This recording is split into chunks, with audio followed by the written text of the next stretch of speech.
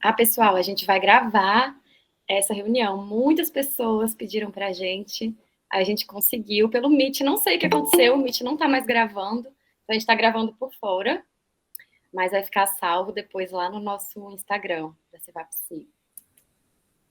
Bom, pessoal, boa noite, bem-vindos. Estou muito feliz, está chegando um monte de gente. Estava comentando aqui que a gente teve mais de 80 inscrições para essa roda aqui hoje.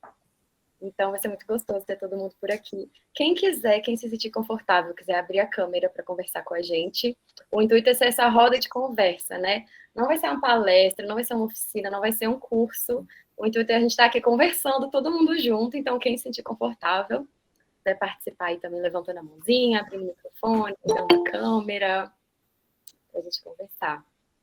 Mas, para a gente abrir, eu queria apresentar a vocês também, primeiro, sobre a Cevapsi, que está organizando esse evento, né? E esse nome todo esquisito, ninguém sabe o que é, a gente fala, e as pessoas perguntam assim, né, gente, Cevap, o que é isso, né? Nós somos um projeto de extensão do Instituto de Psicologia da UNB, e a gente surgiu em 2020, 2 anos atrás, lá no meio da pandemia, quando a UNB ia começar o ensino remoto emergencial, né? No intuito da gente ajudar professores, alunos nessa transição do ensino presencial, que sempre foi o que a gente conheceu, para o ensino remoto emergencial. E, na verdade, a gente acabou virando muito mais, na verdade.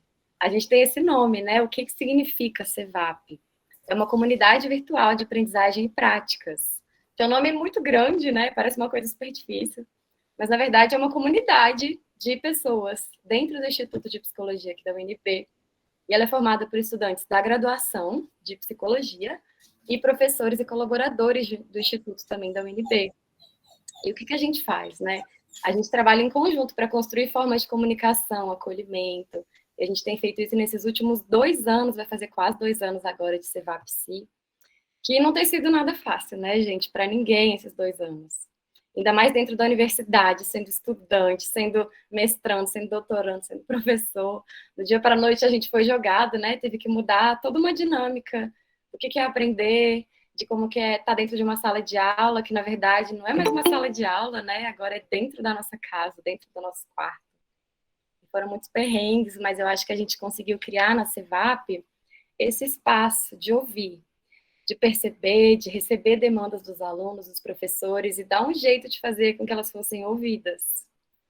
E um spoiler é de que a gente é muito megalomaníaco, gente. A gente quer ajudar todo mundo, a gente quer resolver tudo. E a gente foi, assim, afinando um pouquinho do que a gente poderia fazer nesses últimos 2 anos, né? Aparece um monte de coisa, a gente quer ajudar e resolver tudo. E a gente foi entendendo esse trabalho, né? O que a gente poderia fazer. E a gente tem um portfólio, assim, muito grande de cursos, capacitações para professores, roda de conversa, acolhimento, oficina. A gente começou a fazer esse semestre também o acolhimento com o pessoal da psicologia que está formando.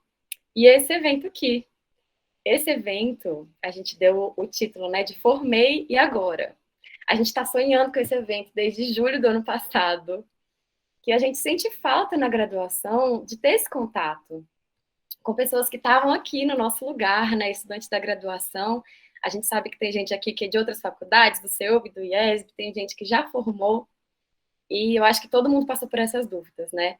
Tantas noites mal dormidas, pensando, nossa, o que eu vou fazer na hora que der o diploma na minha mão e falar assim, você é psicólogo, vai. E aí, né? O que a gente faz? Então, esse evento, Formei Agora, a gente está fazendo essas rodas de conversa com ex-alunos da psicologia da UNB, e a gente vai fazer mais 3 rodas.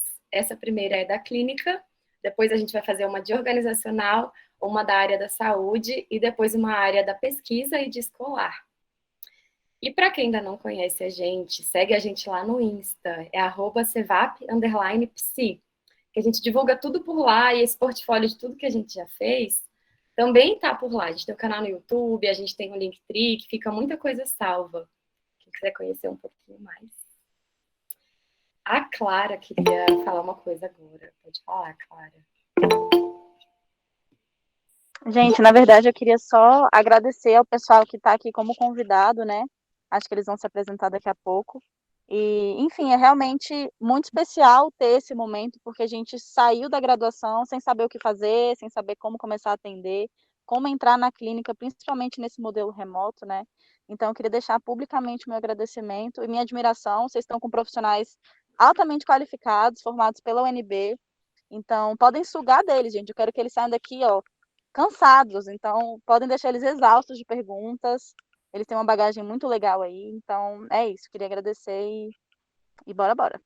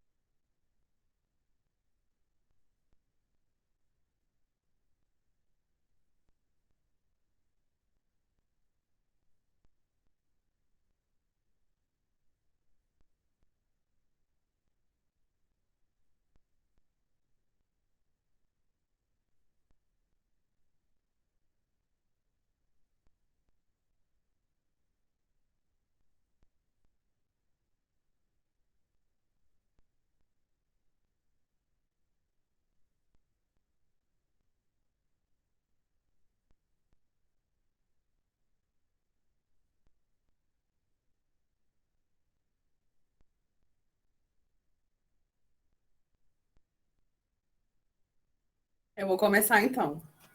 Meu nome é Andressa Cristine, eu sou psicóloga.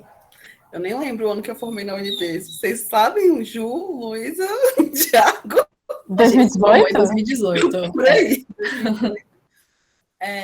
E eu já atuava como AT durante a graduação, que é o público, eu atendo pessoas com autismo, na maioria dos casos, né? A maioria dos meus clientes são esses. E eu comecei durante a graduação, atuando como AT, e aí eu já formei, fiquei como terapeuta de algumas equipes que eu já estava antes. E depois eu fui para a clínica, aí saí da clínica, continuei atendendo domiciliar, e agora eu estou como psicóloga educacional da Unieuro e também atuando com autismo de forma domiciliar e online. Andressa, rapidinho, se você tem uma abordagem específica e quiser contar para o pessoal. Sim. Eu sou analista do comportamento. Acho que eu posso ser a próxima, então. Oi, gente, tudo bem? Boa noite. Meu nome é Luísa. Eu formei em 2019. Tive o prazer de estudar com essas pessoas aqui que estão dando a palestra também, então está sendo um momento muito legal de encontro, de nostalgia. Eu formei em 2019, né? Hoje eu atuo como psicóloga clínica e como pesquisadora em organizacional. Eu atuo com psicodrama. Vou terminar a especialização, se Deus quiser, mês que vem. E trabalho totalmente online. Acho que é isso.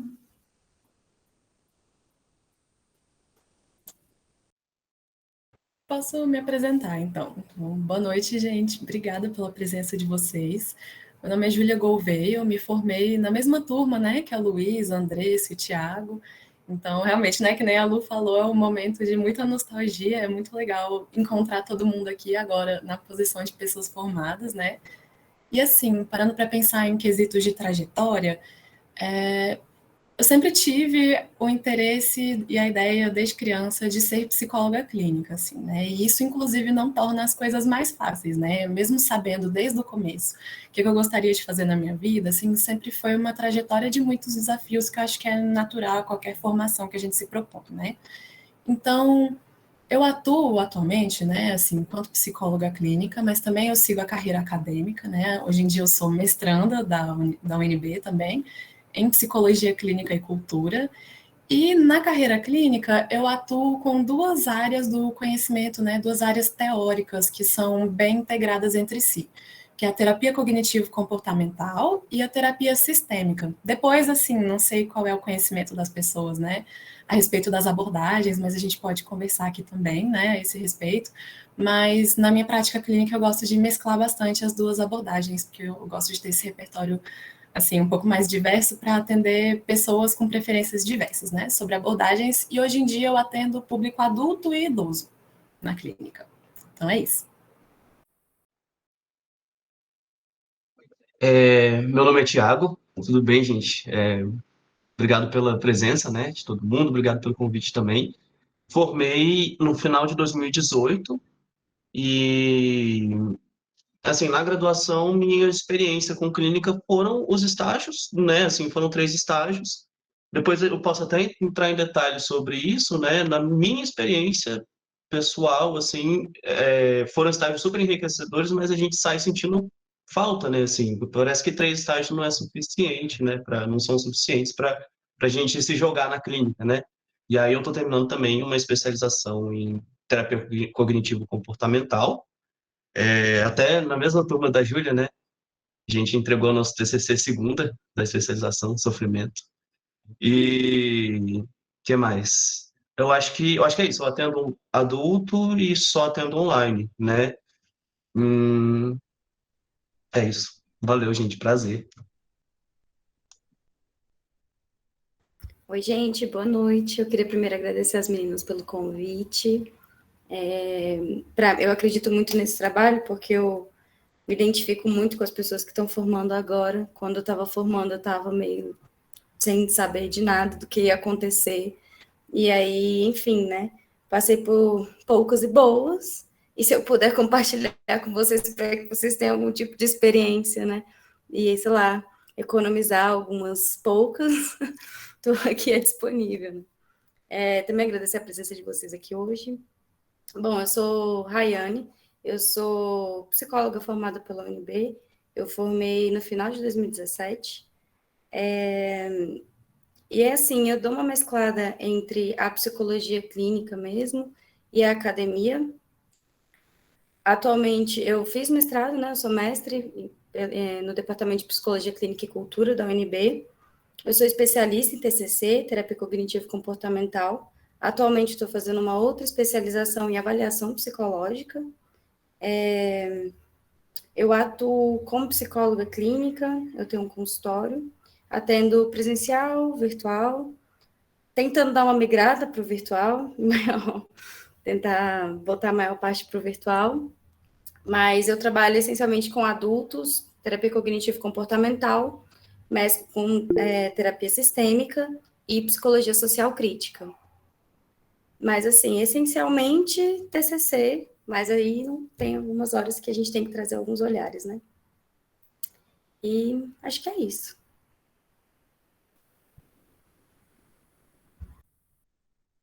Eu queria comentar uma coisa que a Júlia trouxe, né, que foi sobre as diferentes abordagens.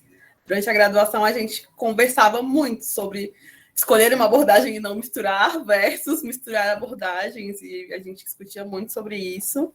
E durante a graduação, eu acreditava que não dava para misturar e que isso gerava problemas, mas eu me descobri analista do comportamento, né? Quem estudou comigo sabe o quanto eu era contra essa abordagem, e militava e brigava. E aí foi na mescla que eu me descobri. Então, trabalhando com pessoas com autismo, com análise do comportamento, mas de forma mais humanista, tendo por base a psicologia humanista mesmo. Então, desde o começo eu já tinha essa mescla no meu trabalho, mas eu não conseguia enxergar as abordagens dessa forma. Então, foi com o conhecimento teórico que isso veio, e eu tenho visto que isso é muito comum para a maioria. Legal, gente. E eu queria comentar também que a gente estava falando, né? Como é que foi essa escolha que a gente fez para chamar vocês aqui, né? A gente estava pensando muito, assim, de não chamar pessoas que formaram agora, porque aí já está num contexto, né? No meio da pandemia, que vai ser só pessoas que estão trabalhando no online, e também não chamar pessoas que já formaram há muito tempo, porque vocês ainda estão mais fresquinho na cabeça, né? Como é que foi essa entrada no mercado de trabalho? Vocês estão no meio desse processo. E, pessoal, a gente recebeu no Forms, né, que vocês preencheram, muitas perguntas, muitas perguntas. A gente sabe que tem gente que está no começo da graduação, tem gente que está no final, tem gente que já formou, tem gente que é do CEUB, tem gente que é do IES, tem gente que é da UNB. Então, como são muitas perguntas, a gente vai começar aqui com uma perguntinha que a gente tem um slide, vou compartilhar agora, Mas só para reforçar, pessoal, todo mundo que quiser comentar, levanta a mãozinha, tem o botão da mãozinha aqui. Eu já vi que tem umas perguntas aparecendo no chat, mas a gente vai começar só com uma primeira pergunta para a gente dar uma direcionada. E aí a gente continua. Pode ser? Deixa eu abrir aqui que eu vou compartilhar para vocês. Só um segundinho.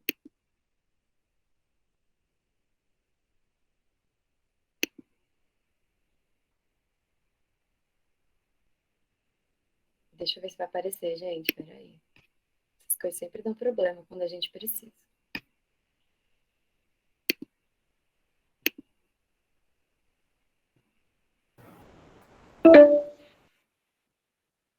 Eita, não tá dando. Muito bom. Vou fazer a pergunta, gente. Isso, pode fazer por aqui mesmo. Eu ia sugerir isso também. Ai, gente, é sempre assim. Peraí. Vamos lá, a gente vai improvisando. Primeira pergunta é: saí da UNB, e agora? Quais são as principais dificuldades que vocês encontraram na entrada do mercado de trabalho? Podem ficar à vontade.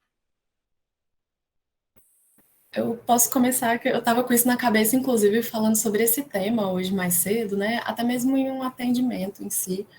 Porque eu acho que quando a gente escolhe, né, uma carreira autônoma, onde a gente está vendendo ali, né, a nossa prestação de serviços, né, a gente como profissional, acho que é super importante que a gente consiga encontrar a nossa identidade, né, enquanto profissionais. E eu acho que quando a gente termina de sair da graduação, eu, pelo menos, né, ainda me sentia muito engessada, até mesmo pelos estágios, porque ali você não tá. Eu, pelo menos, senti isso, eu quero ouvir dos colegas, né? Eu não sentia ali, por exemplo, no CAEP, né, que é a Clínica Escola da Psicologia da UNB, que eu estava representando a mim mesma como profissional, né? Mas que existia um professor ou uma professora, supervisores responsáveis por mim, que eu estava representando ali uma instituição. E é lógico, né, que quando a gente sai desse contexto, né, de clínica escola e vai, se forma e começa a seguir uma carreira assim mais freestyle, né, por assim dizer, é lógico que a gente ainda está, claramente, né, regidos pelos mesmos princípios éticos de atuação que a gente aprende, né, na faculdade. Mas eu acredito que encontrar a sua personalidade enquanto terapeuta é algo que acabou, para mim, pelo menos, levando um pouco mais de tempo, né? Porque eu acho isso muito importante, porque eu ficava pensando, como é que eu posso, né, promover a minha prestação de serviço se eu ainda não entendi quem eu sou enquanto profissional, né? Então, para mim, eu ainda me sentia, às vezes, muito angustiada. Eu lembro de até complementando uma pergunta que eu vi no chat, assim, né, eu já saí direto, assim, formei, recebi, né, meu diploma, já fui no CRP, e aí já, assim que tive o meu registro ativo no CRP, já comecei a divulgar os meus serviços, né, só que eu lembro de acordar muito ansiosa para ir trabalhar no começo, né, acordar às vezes com vontade de desmarcar todos os pacientes, porque eu não fazia ideia do que eu ia fazer ali naquela sessão, né. Então, aos poucos, quando eu fui assim me desengessando, né, ali daquele lugar de estudante e passando a me sentir um pouco mais apropriada do meu lugar enquanto profissional, eu sinto que a clínica ela foi ficando mais leve.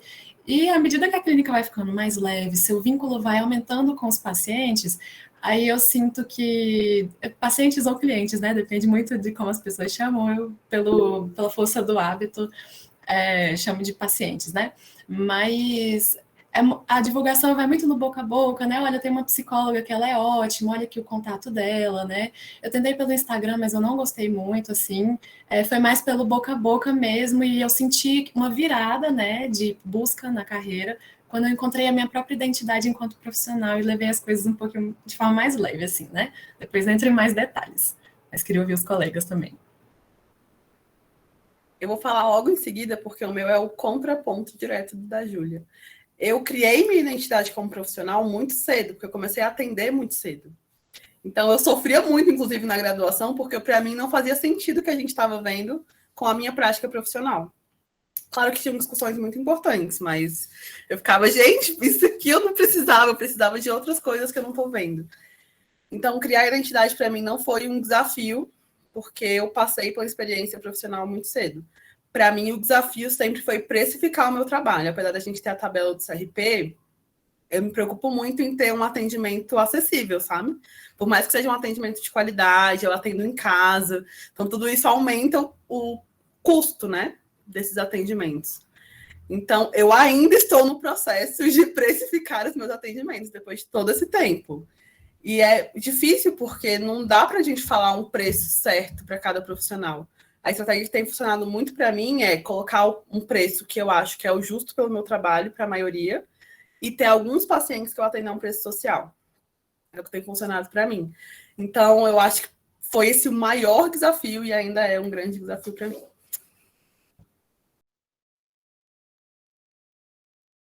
Pô, eu, antes de ter problema com identidade profissional e tudo mais, né? Meu primeiro problema foi não saber onde começar, né? Assim, eu formei no final de 2018, mas eu fiquei em 2019 focado no mestrado, né? Que eu entrei no meio de 2019 no mestrado. Daí, enfim, não cogitei atender, aí no final de 2019 eu decidi, assim. E aí veio a pandemia, né? Assim, tinha começado a ver sala para sublocar, essas coisas, então feito um atendimento ou outro, e aí veio a pandemia, né? Enfim, agenda super aberta, e o meu caminho foi Instagram, né? Assim, até com a Luísa a gente fez um post, abriu vaga para atendimento social, né? A gente fez isso junto. E a partir daí começaram a aparecer algumas pessoas, e aí começou a rolar boca a boca, e hoje em dia, assim, eu tenho zero, zero, zero, assim, mexo com o Instagram. É uma coisa que eu tenho interesse, mas é uma coisa que está meio no final da fila das prioridades, assim. Para mim funcionou muito melhor o boca a boca, mas a partir de ter rolado uma divulgação no Instagram antes, né, em rede social antes. Mas minha principal dificuldade foi encontrar o caminho de decidir por onde começar, e como eu lidei com isso foi divulgar em redes sociais e as coisas começaram a caminhar a partir daí, sabe?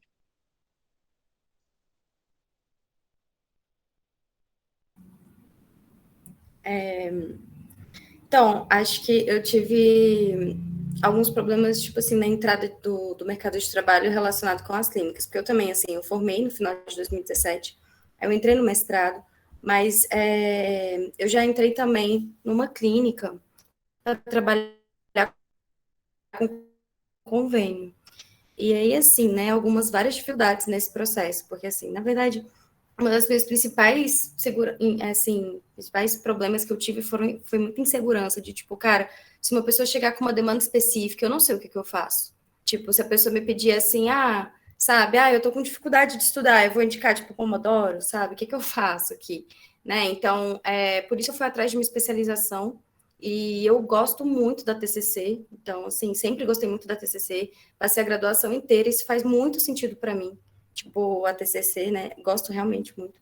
Mas eu acho que é buscar uma abordagem que você realmente se identifique mesmo, que você realmente acredite.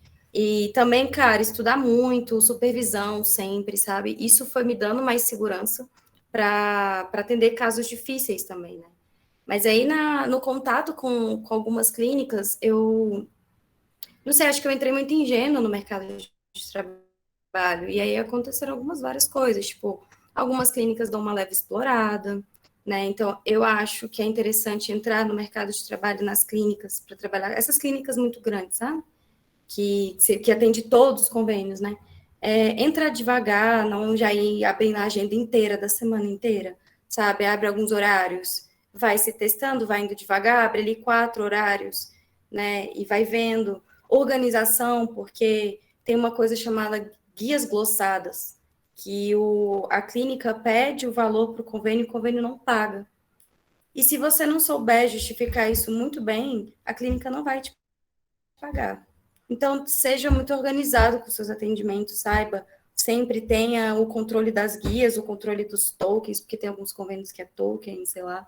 Seja organizado com os atendimentos que você fez, o dia que você fez, quando o paciente faltou e tudo mais.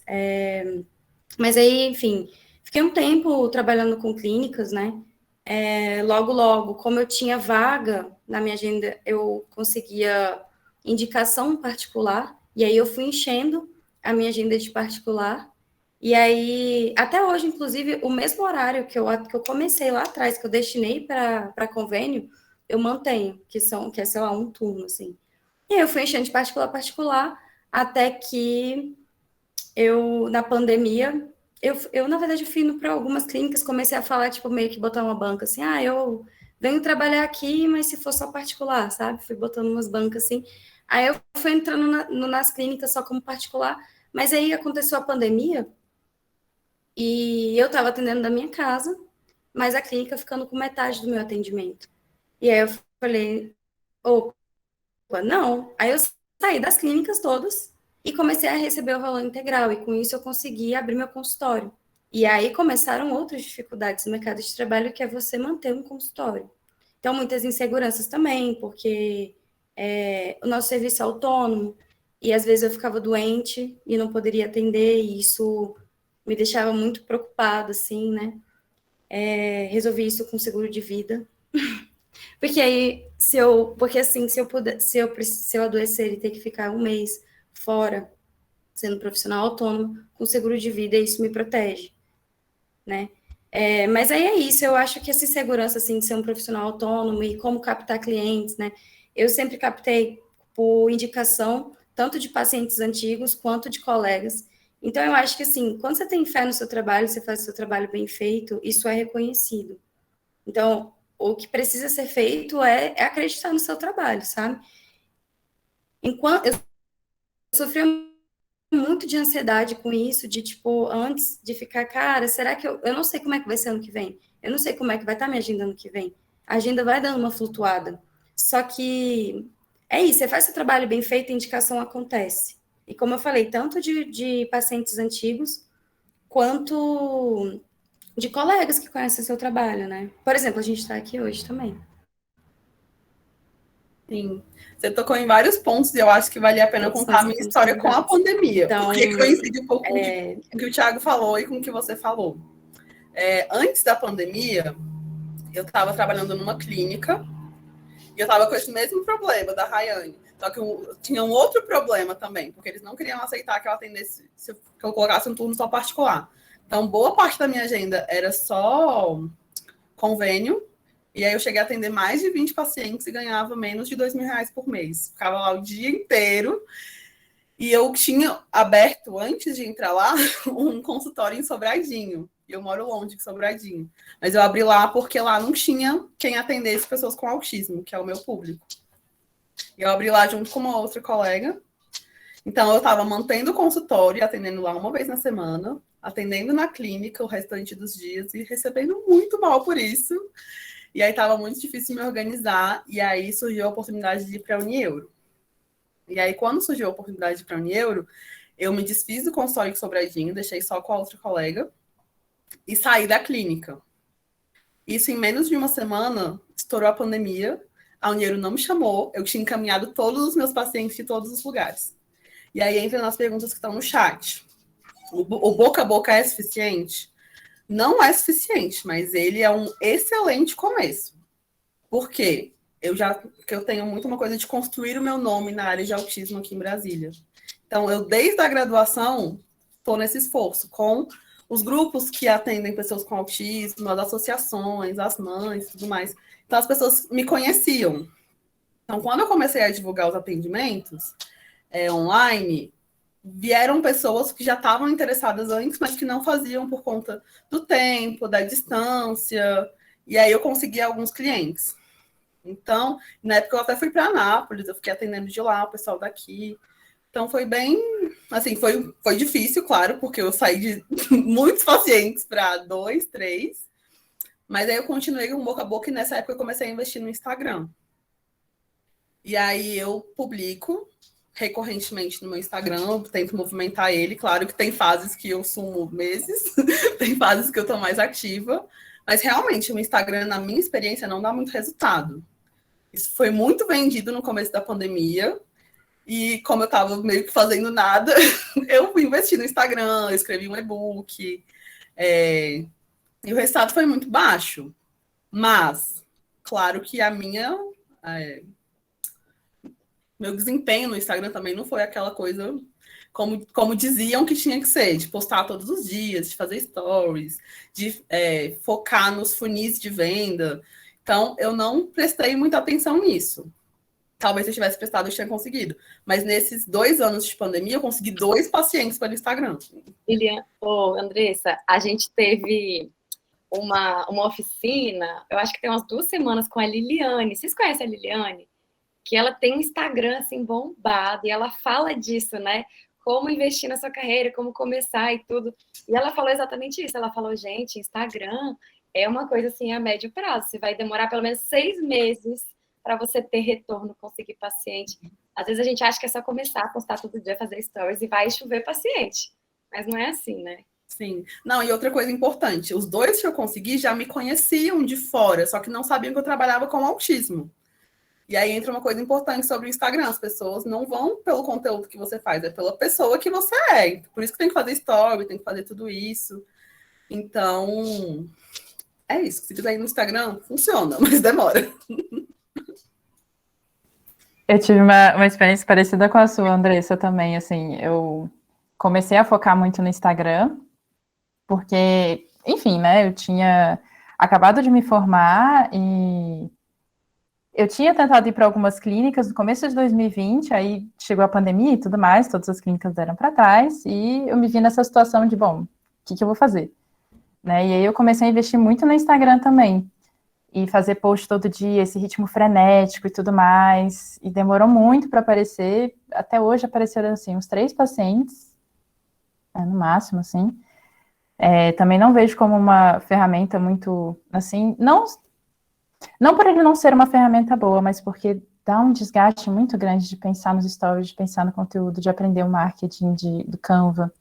Eu acho que é muito legal para quem já tem uma facilidade, talvez, com essas plataformas e tudo mais, mas eu que tive que aprender, assim, do nada e tudo, foi bem puxado. Eu ainda tenho o Instagram, eu faço que nem você, às vezes eu sumo, às vezes eu apareço de novo e tal, mas fica um pouco isso, assim. Eu vi que o Giovanni também perguntou, né, sobre essa questão de divulgação. O boca a boca é realmente um formato muito bom.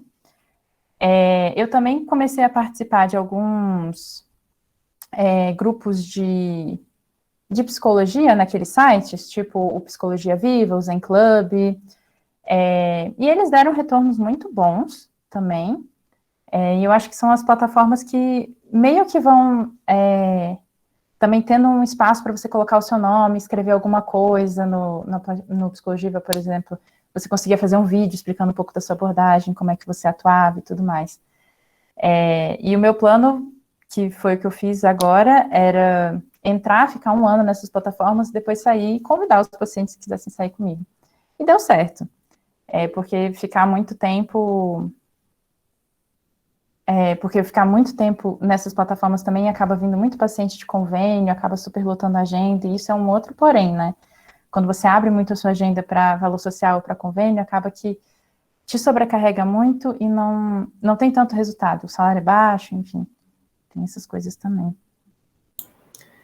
Eu acho, alô, alguém pediu, aqui a Tainá disse para você colocar depois no chat o nome dessas plataformas nas quais você participou, né? Eu queria até acrescentar também, né, que eu acho assim que estava conversando com um colega também psicólogo, né, recentemente, e a gente estava muito nessa reflexão, assim, né, de que, a não ser que você tenha mesmo um Instagram, né, que seja bombado, assim, né, um canal de inscritos no YouTube, às vezes com, né, 2 milhões de inscritos, que nem, às vezes, tem alguns psicólogos, né, que têm canais enormes, assim, que cobram R$400 a hora, realmente é outra realidade, né.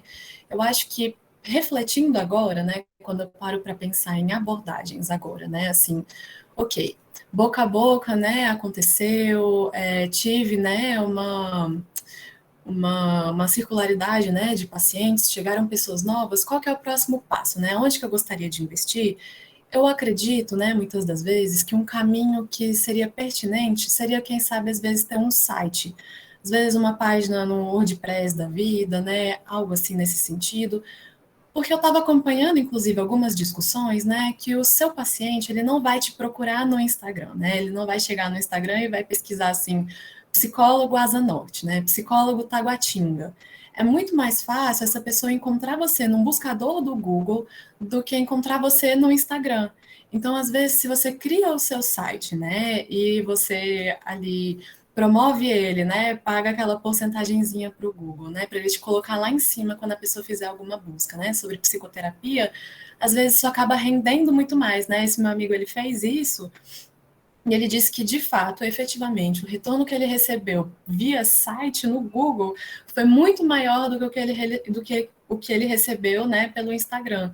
E ali, numa página, né, num site, você consegue resumir ali quem você é, né, profissionalmente, quais são os seus públicos, sem necessariamente precisar ficar pensando, né, e maquinando todos os conteúdos, né? Olha, essa aqui é a minha agenda de posts, né? Essa aqui é a minha planilha de conteúdo e de atualizações.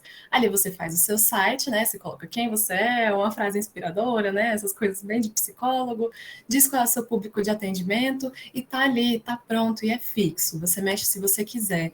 Mas me parece, eu ainda não testei, né? Assim, como experiência pessoal, mas me parece que essa também é uma opção que ela pode ser muito efetiva e menos trabalhosa do que o Instagram às vezes, né? Vou tentar também. Luana, eu vi que você está com a mão levantada há um tempão. Você quer falar? Oi. Vocês estão conseguindo me ouvir? Sim. Aqui pra mim tá meio esquisito. Mas eu faço psicologia no Eu não tô ouvindo. Eu faço psicologia no CEUP, já tô em reta final de formação. E uma das coisas que eu penso muito é, nossa, eles não estão me dando a preparação para literalmente, chegou meu primeiro paciente, como que eu vou organizar os meus relatórios, como é que vai ser a minha forma de fazer isso. Porque tem sites, né, dependendo se você for para uma empresa, ele já tem um lugar certinho, um roteiro de como é que tem que ser. Uma coisa que eu penso muito é, se por um acaso vinha a ser pedido judicialmente, se for uma plataforma paga, pode ser que vá tudo, então é um cuidado muito mais delicado. Se eu vou ter esse registro impresso, escrito, e aí uma coisa que eu penso muito, assim, como vai ser desenvolver essa parte mesmo, sabe? De documentação desse paciente, essa gestão financeira também, de quando você paga, né, a pessoa e tem a nota fiscal e tudo, fazer no final do ano um negócio para a Polícia Federal, né, que é a Receita e tal. Essas coisas também são coisas que eu fico, gente, não teve uma parte, não tem isso na psicologia, e vou ter que me virar do dia para a noite. Assim, então, são dois detalhes que eu estou muito interessada, que eu venho perguntando para os professores e eles fogem do assunto. Obrigada. Eu me pergunto se os professores não fogem do assunto, porque eu acho que todo psicólogo tem muita dificuldade de organizar registro de sessão. É a pior parte da profissão, assim, na minha opinião. Sofrimento. Mas não, tô brincando. Lógico que os nossos professores não, né? Enfim, brincadeira. Mas, assim, uma dica que eu dou é colocar na agenda um horário na semana para organizar os registros de sessão dos pacientes, né? Ou então encontrar como funciona melhor para você. Depois de cada sessão, você consegue fazer 10 minutinhos ali, o registro, tem gente que funciona bem assim. Eu prefiro fazer semanalmente. Deixo passar algumas semanas, deixo, aí tem que correr depois de você ver, passou 2, 3 semanas, talvez um mês, mas isso me ajuda a me organizar e também botar na minha agenda mensalmente. Esse dia desse mês é o dia de organizar a planilha dos pagamentos, do financeiro, tudo. É a melhor forma. Às vezes a gente dá uma escorregada, e eu acho que é importante também a gente não se cobrar demais, né, em relação a isso e tal, né, manter uma rotina perfeita. Mas funciona assim. Ou depois de cada sessão faz um registro. Para mim isso não funciona muito bem. Eu sei que funciona para algumas pessoas. Ou toda semana faz o registro de todos os pacientes. E eu sei que isso é foi uma pergunta mais sobre a burocracia do negócio, mas na fluidez dos atendimentos isso faz toda a diferença. Assim, se você conseguir separar um tempo na semana para organizar os registros de sessões de todos os pacientes que você atendeu, na minha experiência, assim, eu me sinto muito mais afiado na semana seguinte com cada paciente do que quando eu estou mais desleixado com isso, né? E financeiro também, manter isso regular ajuda bastante. Botar na agenda, tá ali no Google, no Google Agenda, assim, né?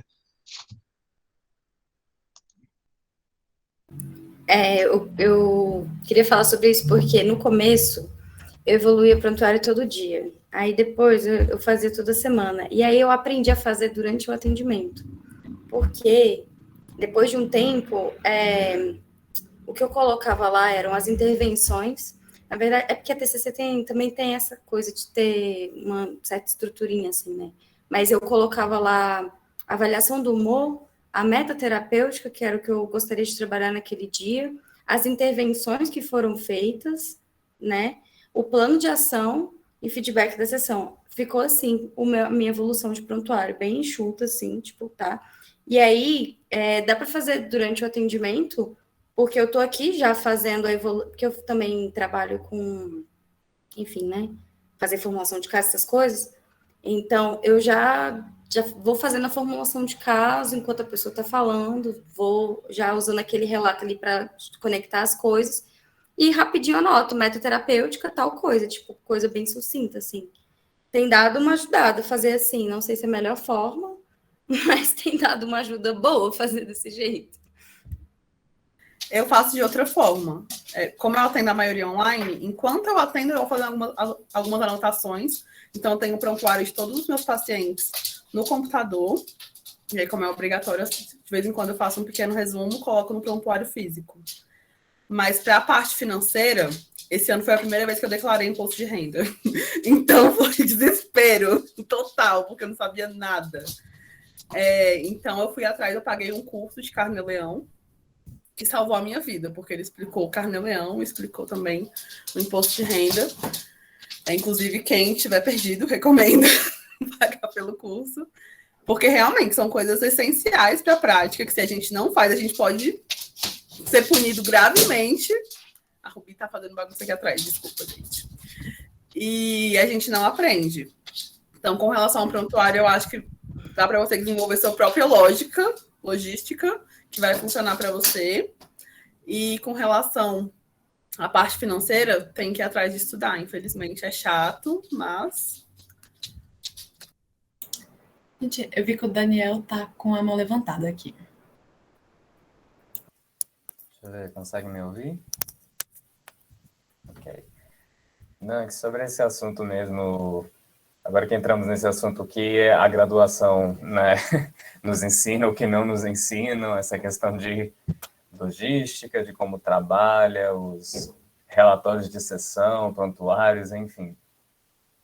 É interessante que isso a gente, na minha experiência, a gente acaba meio que aprendendo isso, eu tenho uma ideia do que isso é quando a gente chega nos estágios em clínica, por exemplo.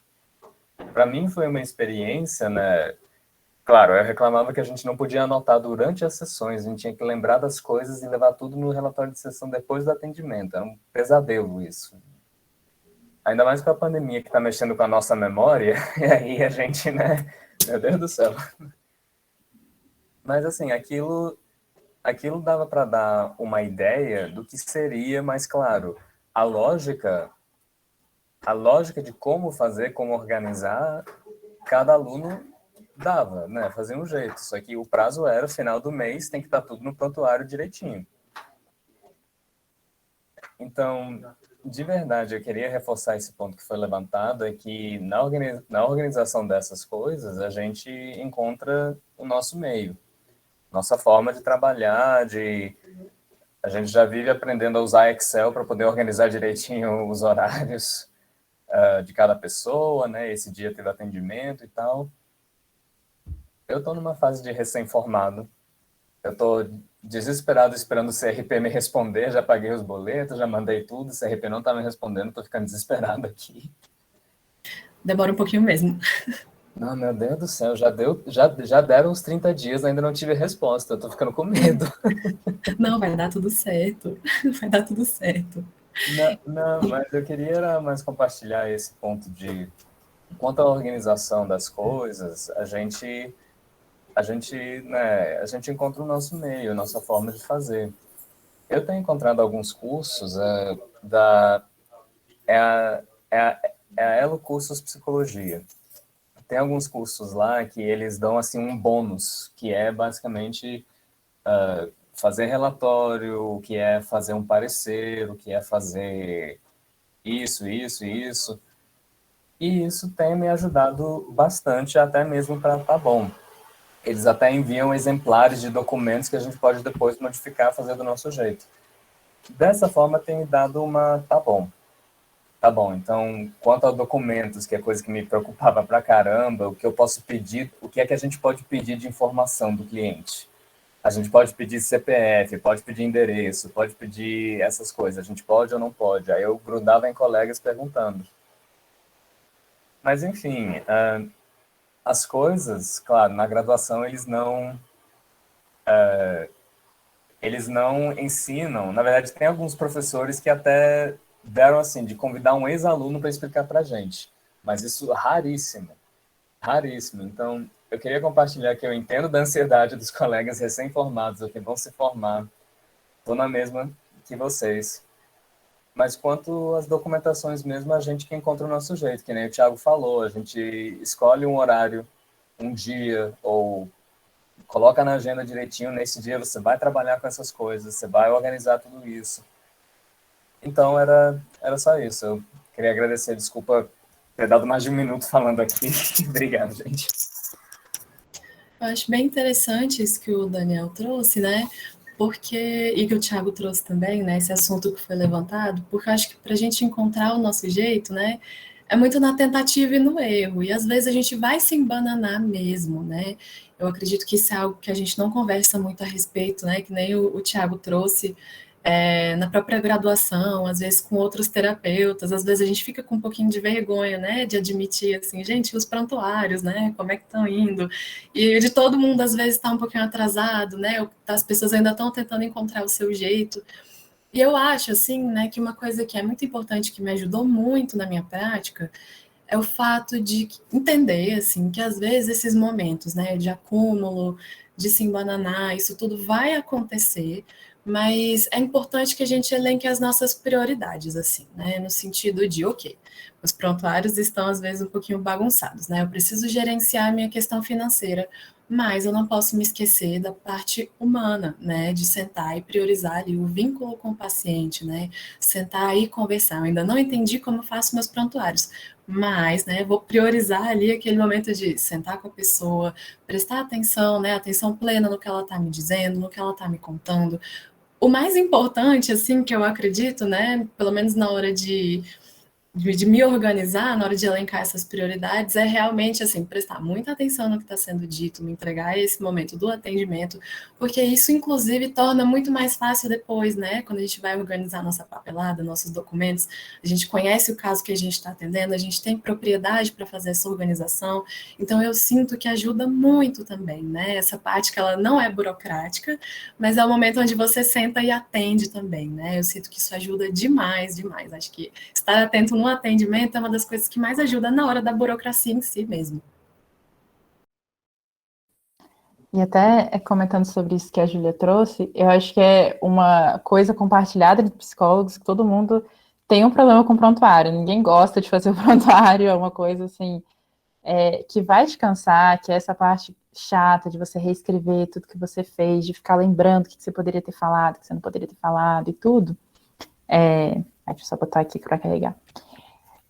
E eu acho que é muito importante isso que a Júlia trouxe, porque a gente vai perdendo um pouco essa atenção no paciente, porque a gente está pensando nas coisas burocráticas e tudo mais, então é importante a gente pensar que o nosso serviço é o principal, a gente estar focado nessa pessoa, e especialmente no online, porque no online a gente perde um pouquinho dessa intimidade, dessa proximidade com o paciente, então é esse cuidado redobrado, essa atenção redobrada, deixar essas burocracias que são problemáticas, são super importantes, mas para depois, né, porque a gente já está fazendo aqui, principalmente quem vai atendendo online, assim, né, reforçar que a gente tem que estar presente com essa pessoa que está dentro de casa, que está dentro de um ambiente que às vezes é violento, às vezes não está ajudando, enfim, então, acho que é importante isso também. Tem uma pergunta bem interessante aqui da Larissa no chat, né? Se a gente já atendeu pessoas que mentiam pra gente, o que queriam se fazer de vítima e omitiam as coisas, né? E como agir. Eu posso responder também, começar, mas se alguém quiser falar alguma coisa... Né? Responde, Ju. Tá bom. Eu desliguei o chat, o microfone sem querer, né? a partir da perspectiva sistêmica, né, de psicoterapia, que fala muito a respeito de como é que as coisas são complexas, né, como é que a gente precisa ter atenção ao relato da pessoa, né, entender e acolher ali o que a pessoa está trazendo para a gente, muitas das vezes exercitar, né, esse não julgamento. Já aconteceu, assim, de pessoas mentirem para mim e depois me contarem, né, que haviam mentido, mas para mim, assim, não me interessa muito se a pessoa está mentindo ou não, sabe? Eu quero entender o que a pessoa está me dizendo ali naquele momento. Em nenhum momento eu vou tentar investigar, né, e tentar encontrar a verdade por trás, ou vou entrar em jogos, né, de investigação, de, nossa, acho que essa pessoa não está me falando a verdade. Eu vou partir do pressuposto, eu coloco isso no meu contrato terapêutico, de que existe uma relação de confiança ali naquela sessão, né, naquele encontro. Então, né, se existe uma mentira, eu vou acolher essa mentira, né? Se eu descobrir que essa mentira, na verdade, era uma mentira, se a pessoa resolver me contar a verdade depois, né? A gente vai conversar, sim, né, sobre o porquê que essa mentira aconteceu, vou agradecer a confiança da pessoa, né, por ter me contado, né, finalmente, qual que era a verdade ali em si. Mas eu acho que a sistêmica, né, é uma abordagem que ela abraça muito esse não julgamento, mesmo no sentido de, ok, essa é a sua versão dos fatos, beleza, vamos entender como é que foi para você viver o que você está me contando que você viveu, né? Então, é exatamente isso, Daniel, a gente não é detetive, né? Realmente existe essa representação, né, de que a gente deveria ficar ali investigando, suspeitando, né, desconfiando de tudo, mas eu acredito que isso não vale a pena. Tem até aquele meme, né, no Twitter, assim, tem um tweet que é super famoso, assim, gostaria de ir com meu amigo para uma terapia de casal, né, e ver quanto tempo o terapeuta demoraria para perceber que a gente não é um casal, né, que somos só amigos. Gente, mas o que o terapeuta tem a ver com isso, né? Eu jamais tentaria investigar se as pessoas são um casal ou não. Eu estou ali prestando meu serviço, as pessoas estão me pagando, eu estou acolhendo e partindo do pressuposto de que existe uma sinceridade naquilo que a pessoa está me falando. A mesma coisa, né? Deixa eu ver aqui a outra pergunta, né? Que foram 2 perguntinhas. A mesma coisa para uma pessoa que às vezes traz essa narrativa, né? Do que aqui quem foi que falou? Que a Larissa chamou aqui, né? De se fazer de vítima, né? E omitir as coisas. Aí eu acho que a TCC ajuda muito a gente, né? Até a Rayane pode falar bastante sobre isso, o Thiago também. Mas a gente vai escutar o que a pessoa tem para dizer, escutar a forma como a pessoa relata, né? A si mesma, dentro do contexto de terapia, quais as crenças que a pessoa tem sobre si mesma. E um momento, né? No primeiro momento de terapia, ali naquele momento inicial, a gente não vai confrontar a pessoa. Por que você acha isso de você, né? Por que isso é assim, assado? A gente não vai questionar as crenças de forma tão incisiva, né? Eu travei?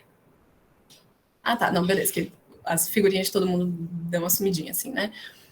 À medida que o vínculo for se construindo na terapia, é lógico que a gente pode, né, perguntar um pouco mais, ser um pouco mais incisivo. Às vezes, se você quiser, você pode até, inclusive, declarar isso, né? Olha, fulano, eu vou fazer essa pergunta para você, e essa pergunta, às vezes, ela pode soar, assim, um pouquinho mais incisiva, né? Mas é porque eu conheço o nosso vínculo, né? Eu sei que a gente já tem uma construção terapêutica de muito tempo, eu sei que a gente pode conversar sobre coisas um pouco mais profundas. Me conta sobre isso, né? Por que essa narrativa? A partir do momento intermediário da terapia, né? Quando tem esse vínculo, a gente já consegue investigar um pouquinho mais a fundo. Pelo menos essa é a forma que eu me sinto à vontade para fazer. Agora eu quero ouvir as outras pessoas. Falei muito. Eu acho que eu concordo com isso que a Júlia trouxe, né? Que não importa muito se o paciente está mentindo, se ele está inventando um personagem e tudo mais. Acho que principalmente usando o psicodrama, né? Não tem como a gente criar um personagem que não tenha a ver com quem a gente é ou com a questão que a gente está, né, por trás e tudo mais. O que eu gosto de falar muito nos meus atendimentos é que a pessoa se sinta confortável. Confortável para ser, para não ser, para falar, que a gente consiga criar ali um espaço de confiança em que eu esteja confortável, a pessoa esteja confortável e tudo bem. Já tiveram pacientes que vieram numa sessão seguinte, assim, nossa, Luiz, acabei mentindo para você, ou aumentando, diminuindo, porque eles sentiram essa confiança, esse conforto de me trazer isso. E faz sentido no processo deles. O que eles querem trazer, o que não querem trazer, não compete tanto ao psicólogo, né, mas justamente a gente trazer esse ambiente de não julgamento, como a Júlia trouxe, assim, de deixar a pessoa à vontade.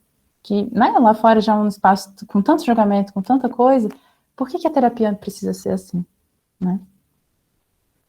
E ao mesmo tempo, assim, tudo que vocês falaram, eu concordo plenamente, é tudo que eu aplico também na minha prática.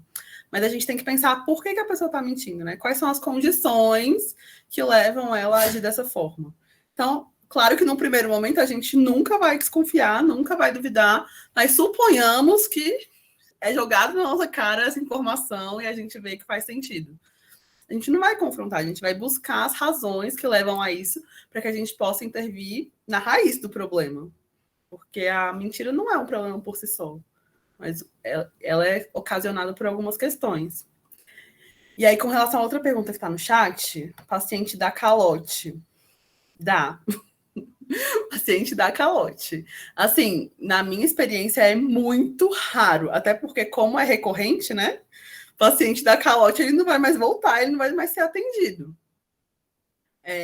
Mas é um cuidado que é importante ter. Eu tenho uma amiga, né? Assim, uma amiga distante, uma colega, que eu atendia o filho dela. E ela demorava muito para me pagar. Muito. Inclusive, eu voltei a atender o filho dela agora, recentemente, de novo. Então, é um cuidado que a gente tem que ter no contrato. E uma coisa que eu faço também para me proteger, porque já tive calote algumas vezes, umas 2 ou 3 nesses anos, é sempre o pagamento antes do atendimento. Então, se o pagamento é uma vez por mês, é uma vez por mês antes do mês dos atendimentos acontecer. Se o atendimento é por sessão, é antes da sessão acontecer. E isso é bom não só para proteger do calote, mas também as faltas, porque às vezes o paciente marca e não aparece. E depois, para você cobrar por esse atendimento que ele não apareceu, é muito delicado.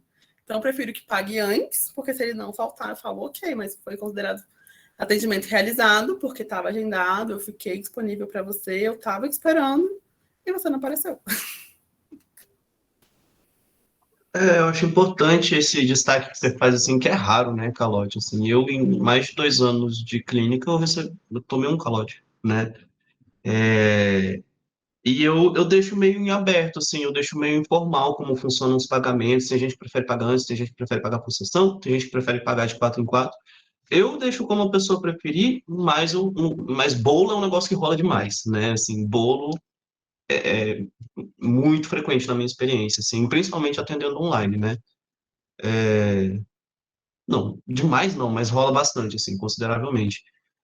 Aí eu me protejo disso no contrato, assim, eu coloco a coisa de sessão que não é avisada, com tanto tempo de antecedência, né, que vai ser faltado sem aviso prévio, vai ser cobrado integralmente, não sei o quê. Aí, beleza, e quando rola um bolo de última hora e tudo mais, aí eu combino, eu relembro a pessoa, então, como fulano, como está escrito no nosso contrato, né, essa sessão vai precisar ser paga normalmente, né, porque não foi avisado e tal. E até hoje, todas as vezes que eu precisei fazer isso, não recebi calote, né? Então, é um jeito de lidar com esse cenário. Mas calote é Tem raro. também essa questão, assim, né? Já vou responder você também, Ana, mas só queria complementar aqui o que o pessoal trouxe, né? Eu gosto, assim, de quando é um paciente novo, uma pessoa que eu não conheço, que está marcando a primeira sessão, aí eu peço o pagamento daquela sessão individual no dia da sessão, porque eu não te conheço, eu não sei quem você é, né? Então, realmente vou estar ali disponível, não sei se a pessoa não vai aparecer mais depois, aí eu cobro, né, o pagamento da primeira sessão adiantado. Depois, eu costumo fechar o mês e cobrar as sessões anteriores, assim, né? Realmente, nunca aconteceu comigo de receber um calote, assim, de um mês cheio. É muito, muito, muito raro. Eu nunca ouvi isso acontecer com ninguém, assim, né? De a pessoa tá devendo, às vezes, R$400, R$600 e desaparecer, assim. Eu nunca escutei falar a esse respeito, né? Mas a gente se protege também no contrato, né, terapêutico. Uma coisa que eu gosto também eu não gosto de gerenciar os meus próprios pagamentos, assim, né? Eu acho essa situação assim um pouquinho desconfortável, né? E aí, no caso, é muito interessante, assim, se você, que a Andressa trouxe lá no começo, né? Assim, lidar com dinheiro, precificar os valores. Para mim, até hoje foi uma coisa que eu nunca gostei, então eu gosto de ter outra pessoa trabalhando comigo. No caso, a própria Luísa, né? A Luísa, ela me ajuda a organizar meus pagamentos, né, cobra meus pacientes, e isso é muito bom, assim, né, quando você tem essa dificuldade. E eu acho que quando existe uma outra pessoa cobrando, existe uma coisa assim, uma cara de maior formalidade. Então, não sou eu que cobro, é uma outra pessoa que está comigo e que também é testemunha de que você me deve, né? Então, para mim, assim, eu senti que ter uma pessoa comigo no meu time, assim, ainda mais uma outra psicóloga, né, para poder olhar pagamentos, essas questões, eu sinto que deu até mais seriedade para o meu trabalho e eu, inclusive, comecei a receber os pagamentos até mais rápido, né? Vi aqui que tem várias perguntas no chat, né? Mas a Rayane está com a mão levantada. Pode falar, Rayane, já acabei. Ai, várias perguntas foram rolando. Eu vou ver se eu lembro assim, sobre a mentira, né? Eu acho que vocês contemplaram muito bem. Eu também nunca entrei numa postura de embate, de tipo, oh, estou vendo que você está mentindo para mim. Para mim sempre foi muito mais a função daquilo. E também quando o paciente está se fazendo de vítima, né? Às vezes ele está precisando daquilo naquele momento. Então, você também tem que entender, às vezes, o momento do paciente, né? Para saber, enfim, você vai pegando isso também na clínica, você vai pegando o jogo, vai vendo quando é o dia que ele está mais disposto para umas confrontadas e qual é o dia que ele está precisando de mais acolhimento, sabe? Então, você vai percebendo isso, assim. Sobre calote, o único calote que eu tomei na vida foi de uma clínica que não me pagou. E aí, como eu tinha falado para vocês, sejam organizados. Como eu era extremamente organizada, eu consegui provar todos os dias que eu atendi e não recebi. Então, eu coloquei eles na justiça e eles me pagaram. E é uma clínica que já deu calote em vários outros psicólogos. Então, assim, de paciente, eu, particularmente, eu não gosto de receber o pagamento adiantado, porque eu me bagunço e me desorganizo. Então, porque tem essa coisa que eu faço igual o Thiago. Bolo rola muito, né? E aí você fica com aquele horário ali preso para a pessoa e ela não aparece, o que é muito chato. Então eu coloco também que se não desmarcar a sessão com 24 horas de antecedência, eu vou cobrar. Se atrasar mais de 30 minutos, a sessão também vai ser cancelada porque eu não consigo fazer nada em 30 minutos. Eu não consigo aquecer o paciente, abrir uma questão, trabalhar essa questão, fechar a questão em 30 minutos. Considerando também tempo de rapport, feedback, resumos, isso simplesmente não dá. Então, e aí o que acontece? Eu coloquei até no chat que eu coloco uma cláusula no meu contrato de uma data estabelecida e atraso a partir daquela data de 1% de juros por dia de atraso. Mas isso nunca aconteceu. Inclusive, época de pagamento, meus pacientes colocam lá no contrato, sei lá, vou pagar dia 10, tá lá dia 10. Aí chega dia 20, não rolou. Eu sou muito tranquila com isso. Tipo, eu de boas, dia 20, ok, nunca cobrei esses juros, é realmente mais para calote. Mas calma, tem uma outra pergunta. Perguntaram sim, aqui sobre primeiras sessões, né? Isso. Eu não cobro primeira sessão, mas por uma questão, tipo, não sei, eu acredito que é muito importante o vínculo terapêutico. Então, eu gosto de dar para as pessoas que me procuram a oportunidade de verem se elas gostaram de mim e eu saber também se eu gostei delas, porque eu não sou obrigada a gostar de todo mundo, a não bater com todo mundo. Então, e também na primeira sessão eu costumo falar muito sobre como eu trabalho e tal, sobre burocracias, regras de funcionamento e tal. Então, acaba que a pessoa não tem muita chance de falar tanto assim sobre ela na primeira sessão. Então, é uma sessão que eu não cobro. Então, tipo, não me preocupo com esse calote da primeira sessão. Cobro as sessões seguintes, né? Não cobro valor diferente da primeira sessão, outras sessões. Eu tenho meio que um cardápio de valores, então, eu tenho pessoas que eu faço atendimento social, que é social mesmo, é R$50 por mês, é social mesmo. Não é tipo aquele social que a pessoa tem que pagar R$300 por mês, sendo que o salário mínimo está R$1.200. Tem pacientes que eu cobro, não é o valor cheio, mas ainda assim é um valor mais baixo. Tem pacientes que eu cobro o valor cheio total. E eu, até hoje na minha prática, eu tenho pacientes que, deixa eu ver, já estão há 3 anos comigo. Eu não mudei o valor até hoje. Tenho pensado sobre isso por causa da inflação, né? Tenho pensado em aumentar o valor dos pacientes mais antigos, porque nesse meio tempo, o que foi acontecendo? Eu fui recebendo pacientes novos, só que eu já estava com a agenda cheia, então eu aumentava o meu valor. E aí as pessoas foram aceitando, e aí o valor foi subindo, naturalmente, assim. Então, mas os antigos que eu cobrava outro valor, eu nunca cheguei a aumentar. Mas, enfim, foi uma decisão minha, assim, tipo, acho que não vou aumentar ainda. Ainda estou refletindo sobre isso por causa da inflação, mas, enfim. E depois eu posso mandar para as meninas o meu contrato, que ele, na verdade, eu construí ele baseado em vários contratos que eu já vi de várias clínicas que eu passei. Então, eu fiz o que, sei lá, fazer mais sentido para mim. Se vocês quiserem esse modelo, eu posso mandar para as meninas pro WhatsApp, e depois elas veem como é que faz para vocês entrarem em contato. Ou se vocês quiserem me pedir por e-mail também, eu vou mandar meu e-mail aqui, e aí qualquer coisa vocês podem mandar, eu já mando. Gente, eu tô adorando essa conversa. Eu acho muito legal que a gente vai falando, já tem 1 hora que a gente tá aqui. Eu acho que se a gente ficar mais 3 horas, vai ter assunto. Eu só queria retomar uma coisa que a Luana e o Daniel estavam falando, né? Isso de estarem no finalzinho do curso, de estar no começo. A gente recebeu muitas perguntas no Forms também. Queria trazer isso para vocês. Que o pessoal fala assim, gente, precisa ter uma especialização assim que você sai da faculdade para você começar a atender na clínica?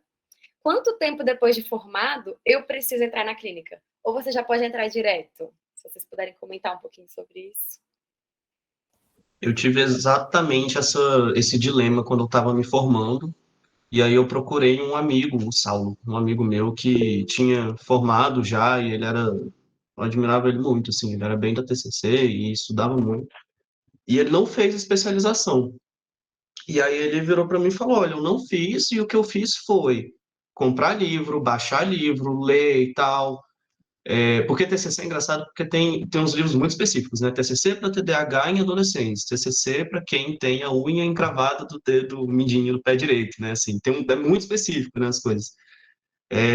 Foi isso que eu fiz, mas eu precisei de uma rotina muito certinha né, de estudo e tudo mais. E aí você tem que ver se isso vai funcionar para você. Eu decidi que não, né? Assim, eu por conta própria dar conta de tudo, estudar vários temas da TCC sozinho, sem estar discutindo esses temas e tal. Por isso eu decidi, né, fazer uma especialização. Eu acho que uma coisa que pesa também é a experiência que você tem na graduação. Para mim, os 3 estágios que eu fiz não foram suficientes, foram 2 de atendimento individual, um foi uma intervenção em grupo e tal, que era baseado na TCC, mas não acrescentou tanto para a clínica individual ali, né? A gente atendeu uns casos muito específicos também, era mais depressão e ansiedade, tem muito diversificado que aparece. Então, aí até perguntaram lá no comecinho, né, do chat, assim, se a gente já, como é que é, já fez a especialização atendendo, né, ou terminou a especialização para atender depois, alguma coisa assim. A maioria das especializações a gente tem que estar atendendo, né, para contabilizar as horas, né, e levar para supervisão, tudo mais. Assim, eu recomendo super você não parar, né? Eu acho que ao mesmo tempo que você tem que estar estudando, tem que estar fazendo as coisas, eu recomendo super você não ficar esperando também para começar a praticar o negócio, né? Eu acho que é ideal você ir fazendo tudo junto, estudando e atendendo, levando para supervisão, tudo mais. Essa é a minha relação com especialização, sabe? Para mim foi muito importante, tem sido, né? Não é nem a cadeia ainda, mas tem sido super importante, fez toda a diferença.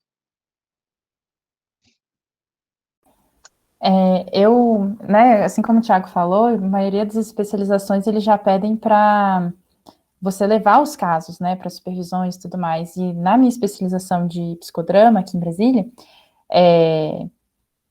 justamente você tem que fazer um estágio na clínica escola da ABP para contar as horas. Então, assim, você já tinha que estar atendendo mesmo. Eu acho que é pedir demais você acabar de formar, não trabalhar para fazer essa especialização, que, né, convenhamos, é caríssima, sempre é caríssima, para depois você ter esse cacife para você atender. Sendo que a própria prática vai te mostrar muito o que você precisa estudar, o que você precisa focar.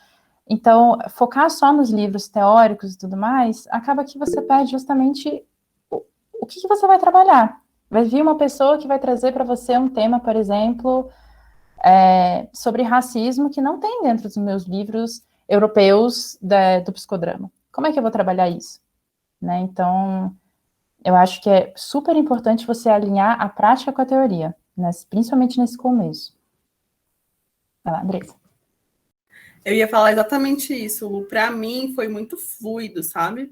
Eu passei por esse dilema quando eu estava quase formando, né?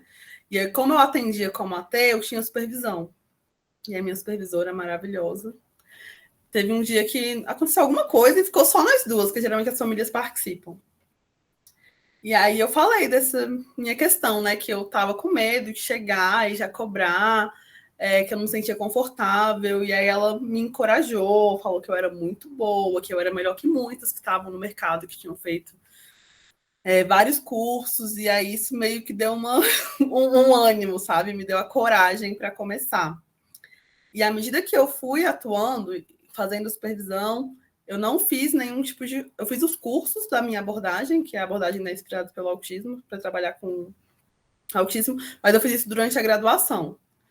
E eu ainda estava insegura, porque não é um curso validado pelo MEC, eu não era especialista em nada, eu não era mestre em nada.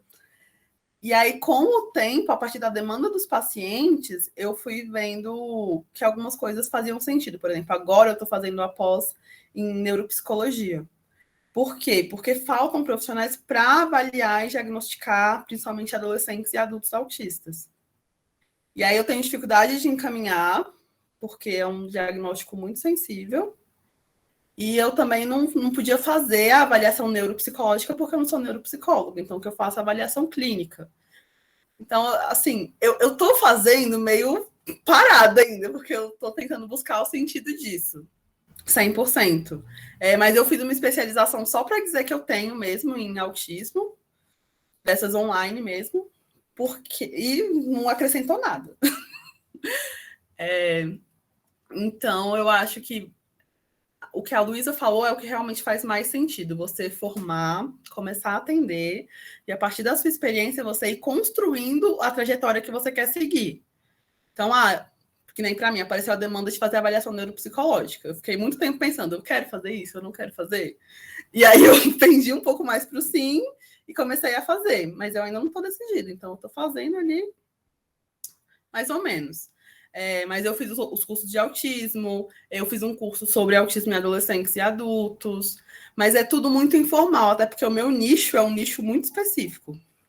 Mas para quem tem nichos mais gerais, fazer como o Thiago talvez faça mais sentido, por exemplo. Eu acho que você fez só um adendo muito rapidinho, assim, acho que você fez uma ressalva muito importante, né, que fazer uma especialização que não acrescentou nada e tudo mais, eu acho que seria até irresponsável da minha parte eu falar que tem que fazer especialização e pronto, acabou, né? Tem que saber escolher muito bem, é um negócio que não é barato realmente, assim, então tem que levar isso tudo em conta, e tem alternativas, não é o único caminho, né? Eu até corrijo dizendo que esse foi um caminho que funcionou muito bem para mim, mas não era o único, né? Existem grupos de supervisão que cobram só pela supervisão, e aí você pode, né, escolher conforme a sua disponibilidade, até financeira e tudo mais, quando e como você vai participar, pode ir atrás disso, escolher a supervisão, a especialização muito bem, escolher a especialização bem é muito importante também. Então, tipo, não é o único caminho possível, não, né? Eu acho o seguinte, acho que tem outras formas também, tem muito livro disponível, muito livro em PDF, muita coisa que dá para baixar, assim, né? Sobre a especialização, eu já terminei e já fui fazendo após e me ajudou muito no começo, meus primeiros atendimentos, eu já estava fazendo a especialização. Mas, eu sempre gostei muito de TCC, então eu já tinha muita certeza que eu queria fazer TCC, né? E também, assim, para mim, na verdade, é difícil escolher uma pós. Eu tenho vontade de fazer 1 milhão delas, mas realmente é um negócio muito caro. O Ian, eu acho, me perguntou sobre a pós, né? Calma, cadê? Eu vi que a Após Tainá avaliação. também... Opa, tá com a mão levantada, é só para falar, que eu acho que o pessoal não tá vendo ela. A especialização em avaliação psicológica. Então, é uma área que é bastante rentável e atrai muitas pessoas por conta disso, porque um laudo psicológico tem um valor bem caro, mas também os testes são bem caros. Então, assim, você vai fazer após, que é um preço alto, sei lá, uns R$600 por mês, por 2 anos, 1 ano e meio. Aí, você vai aprender vários testes lá dentro da pós. E aí, você precisa comprar cada um desses testes, né? Não são muitos, você meio que vai escolhendo qual teste que você mais se identifica e tudo mais. mas os testes são caros. E é interessante que você também faça cursos para aplicação dos testes, porque os testes que são mais bem requisitados, que eles falam de padrão ouro, são testes que vão exigir talvez um certo tipo de treinamento para manuseio desse teste, né? Manuseio, como ler, enfim, porque é muito sério você dar um laudo psicológico para uma pessoa. Então tem que tomar muito cuidado com como você vai escrever esse laudo, principalmente dependendo da área. Se for área jurídica, então, muito, muito, muito, muito cuidado com isso. Então, os testes são caros, os cursos são caros, então, por isso também os laudos psicológicos são caros. Mas é uma área que é muito, muito, bastante rentável, tem muito trabalho, assim, disponível. Eu entrei porque eu gosto muito da área forense. Eu passei minha graduação inteira quase fazendo estudos de área criminal. E meu mestrado meio que continuou na área criminal. E aí eu tenho vontade de ser assistente técnico do sistema judiciário, que é o quê? Uma pessoa que vai pegar um laudo psicológico e vai dizer para o juiz, esse laudo está muito ruim. Então, esse é um assistente técnico, tipo o X9 dos psicólogos que fazem laudos. Mas eu sempre gostei muito disso, porque eu sempre gostei muito de revisão de texto e de escrita, então, enfim. Então, assim, é uma área que é muito rentável, mas é uma área que vai precisar de um certo investimento. O Ibneuro, eu acho, ele empresta testes, você pode alugar testes, não precisa necessariamente já sair comprando teste. Você pode primeiro alugar os testes, treinar os testes e tal. Talvez saia um pouco mais barato antes de você sair comprando, tipo, 10 testes, sei lá, R$400 cada um, sei lá, é bem caro. Não sei se eu respondi a pergunta, mas eu tô tentando ser o mais sincera possível, tipo, termos, sei lá, da minha experiência, assim. Respondeu sim, muito obrigado. A Tainá levantou a mão, você quer falar, Tainá? Sim, eu quero primeiramente agradecer, porque é um espaço, assim, muito importante, porque eu tô no 9º semestre, né, eu estudo no CEUB, e agora que eu tô tendo contato com algumas dicas, né, de alguns professores, então, assim, a gente passa um bom tempo, assim, aflita, né, o que faz, e como eu tô chegando perto, eu tô ficando desesperada mesmo. E aí, vocês trazendo a experiência de vocês, dá um alívio, assim, né, pra gente ver o que a gente faz de alguma forma, a gente, né, pegar as dicas. E aí, a minha dúvida, né, que eu queria saber, assim, que vocês até trouxeram já um pouco, é porque eu escutei bastante, assim, né, que, onde mais tem oportunidade na parte de organizacional, essas coisas que a gente escuta, né, assim, até bastante. E é uma área que eu não me identifico, né, assim, eu não... E aí eu fico, assim, pensando, o que eu faço depois? Porque, por exemplo, vocês trouxeram as clínicas, né? Os convênios, tudo mais. É uma coisa, assim, bem de levar o currículo, porque eu sei que, eu não sei se eu entendi direito, mas vocês atendem nos seus próprios consultórios, né? E aí tem a parte de alugar, né? Assim. Então, a minha dúvida seria essa, de, tipo, eu tenho que ir obrigatoriamente para a parte organizacional para fazer uma renda e depois ir pensar no que eu quero realmente, ou eu tenho uma oportunidade de ir primeiro já ver as questões de alugar ou então entrar para uma clínica. Não sei se ficou confuso, mas é isso. Obrigada.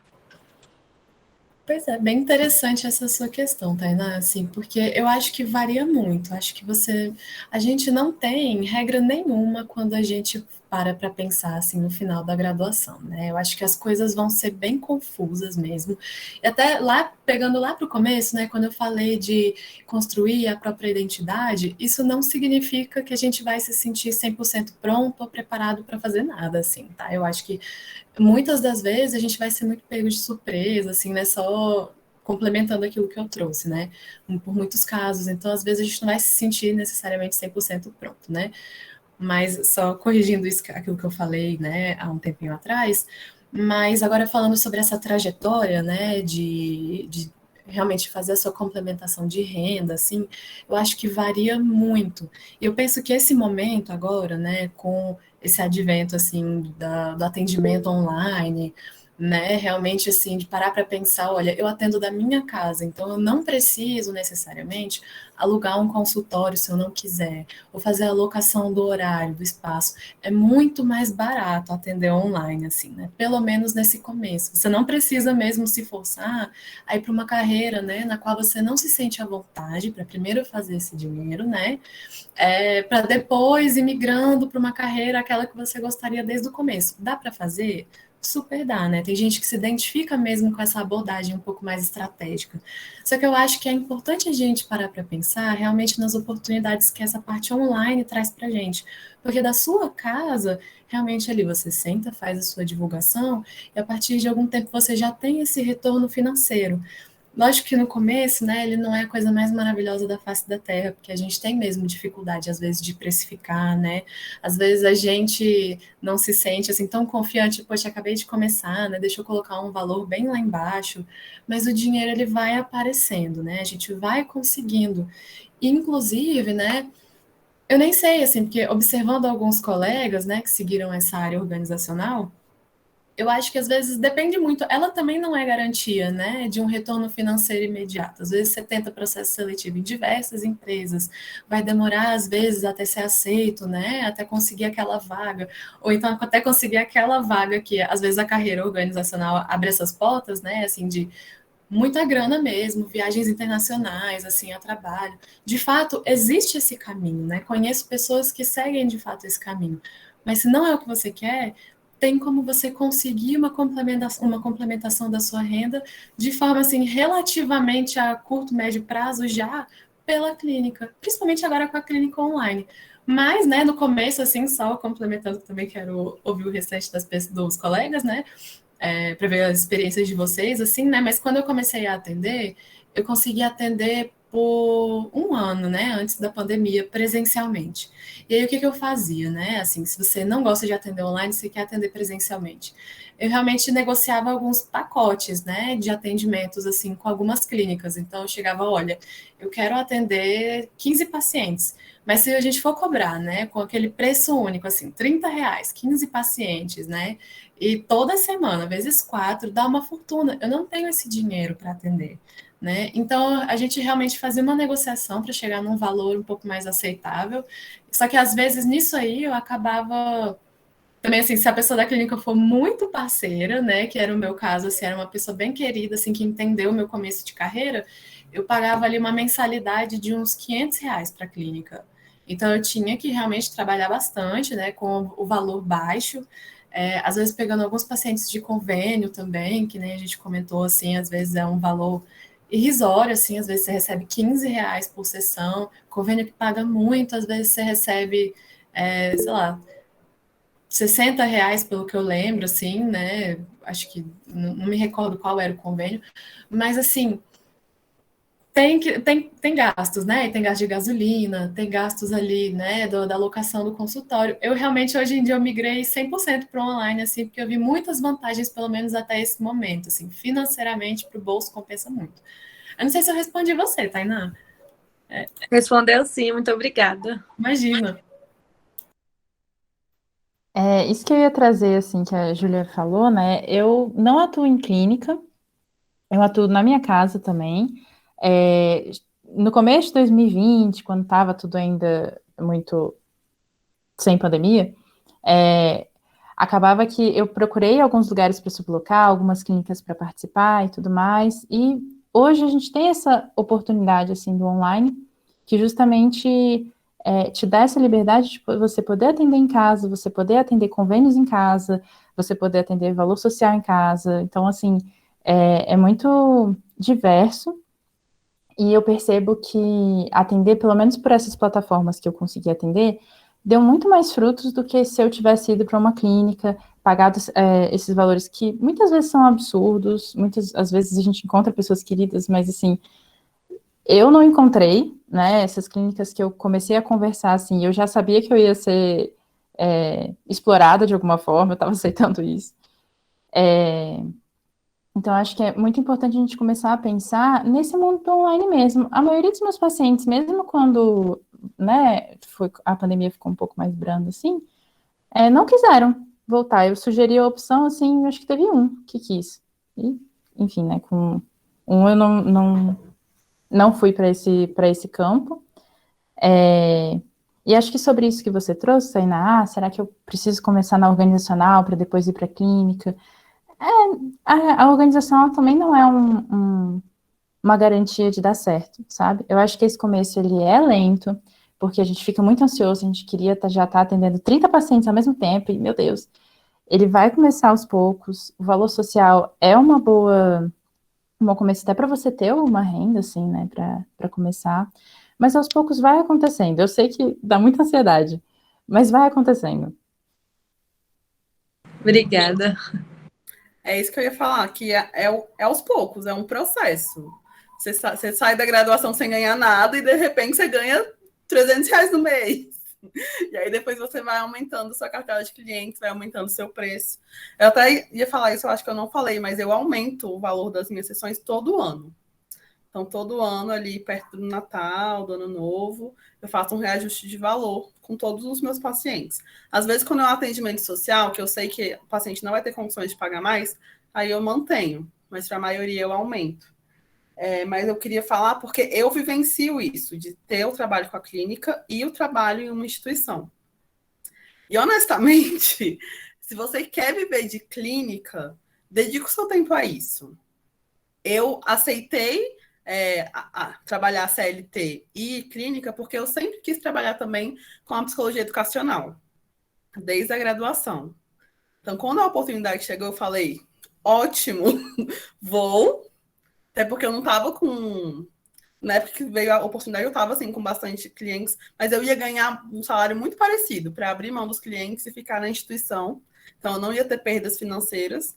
E também é currículo. Eu sempre penso num plano B. Se tudo der errado, se eu desistir do autismo e falar não quero mais, eu tenho uma outra carreira sendo construída. Mas é a minha forma de pensar meu negócio eu, né? Cada um vai ter a sua construção pessoal do seu negócio como psicólogo, porque é um negócio. Então, se você se sente bem em alguma outra área da psicologia, aproveita isso. Vai e você pode fazer tudo ao mesmo tempo. Mas não, eu só me sinto bem atendendo. Então, investe nisso. E aí você pode fazer um caminho que eu, por exemplo, não fiz, que é aprender mais sobre marketing, o que a Júlia faz, que tem uma pessoa parceira com você para fazer as questões de finanças ou algumas outras questões que a gente não sabe tudo. E a gente tem uma cultura como autônoma de eu tenho que dar conta de tudo, sozinho. Até porque é dinheiro, né? Ter outras pessoas junto. Mas à medida que você vai crescendo o seu negócio, você ter essa visão de negócio, de ter um dinheiro para você, um dinheiro para crescer o seu negócio, faz muita diferença também. Perguntaram no chat, vale a pena eu já formar e já montar um espaço? Na minha opinião, não. Por quê? Porque é muito caro e você tem muitos riscos. Então, além de você não estar ganhando nada, você ainda vai ter muitos gastos. Então, a minha recomendação é começa a atender online, começa a sublocar a sala. Aí, quando você tiver com um número bom de clientes, aí você aluga o seu espaço, porque não vale mais a pena sublocar. Para mim, esse é o caminho lógico. Eu atendo criança, então nem sempre online dá certo. Então, eu optei por atender domiciliar. E eu optei por não sublocar espaços se a família não quiser domiciliar. Mas é uma escolha minha. Eu posso sublocar um espaço perto, mas para mim fica mais caro sublocar um espaço perto do que atender em casa. Então, constrói o seu caminho, vê onde você quer chegar, define os degraus que você vai ter que subir e vai. Ai, obrigada.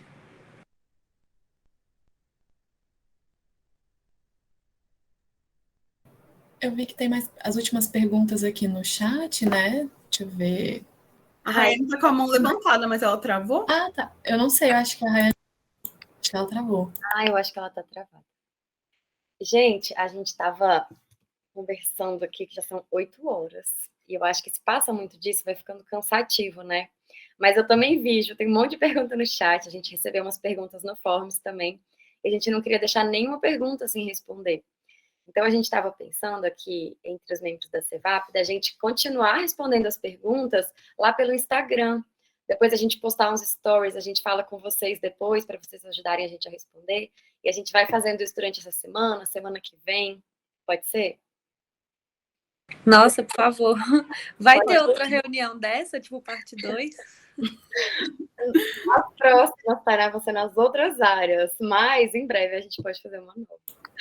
Eu topo, parte 2, viu? Se vocês quiserem, estamos aqui. Vamos responder só a pergunta que está no chat ou tem muitas perguntas no chat ainda? Eu vi aqui que tinha como começar em uma clínica que atende convênio, né? Como buscar essa clínica, quais são os critérios, são processos seletivos, né? Acho que é uma pergunta bem completa. Se vocês quiserem responder essa última. Geralmente as clínicas recebem currículo, claro que tem as clínicas que vão por indicação, né? Mas a maioria recebe currículo, e aí se o seu currículo agradar o dono da clínica, ou a pessoa que está fazendo processo seletivo, eles te chamam e começam a atender. Mas na minha experiência, filtre você também a clínica que você vai, porque eu também já levei calote de clínica. E assim, foi uma experiência horrível, porque eu fui praticamente chutada da clínica sem um motivo realmente justificável, e eu nunca recebi esses atendimentos, porque diferente da Rayane, não quis me desgastar, eu só segui minha vida.